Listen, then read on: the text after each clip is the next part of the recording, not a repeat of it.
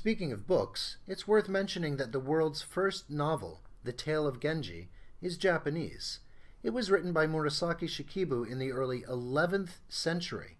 The central character is Genji, the son of the emperor, and there are approximately 400 other characters. So as you might have guessed, The Tale of Genji is prolific.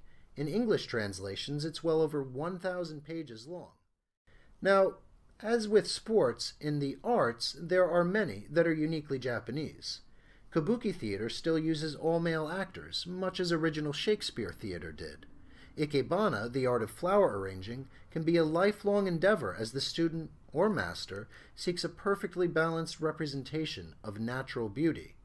No, a type of musical drama dating back to the 13th century, is performed on a small square pavilion stage along with the musicians, and the performer is often masked.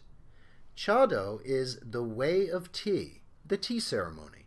As with any martial art, there are many different tea schools. Of course, the point is not the tea itself, but that you have put your body, mind, and soul into the production of it for your guests. Since we're talking about the arts, we should consider the Japanese aesthetic. The Japanese love cherry blossoms, and I believe this is not just because they are small, cute, and beautiful, but that they bloom very quickly, yet last a very short time. The brevity and beauty of life must be cherished before it passes. You'll find cherry blossoms everywhere in Japan, on their cars, in their anime, on their shoes and fingers, and most definitely in their tattoos. The Japanese gifted over 3,000 cherry blossom trees to the United States in 1912. You can still see them when you visit our great capital, Washington, D.C. Admired even more than the cherry blossom is Japan's Mount Fuji, with its enormous size but graceful, sloped incline.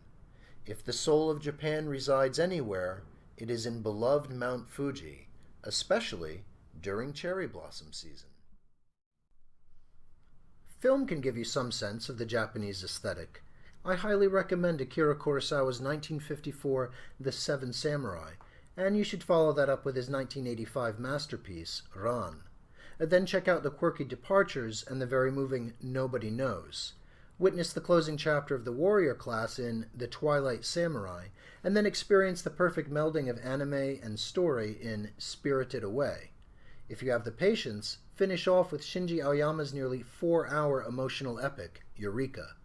Now, if you like sequels, then for fun, you can watch all 28 Zatoichi films, which follow the exploits of a blind swordsman as he battles, of course, against impossible odds.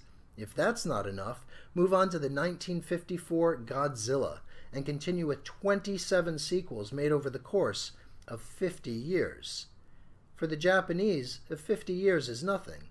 As you've probably noticed by now, Japanese culture is measured in centuries and millennia.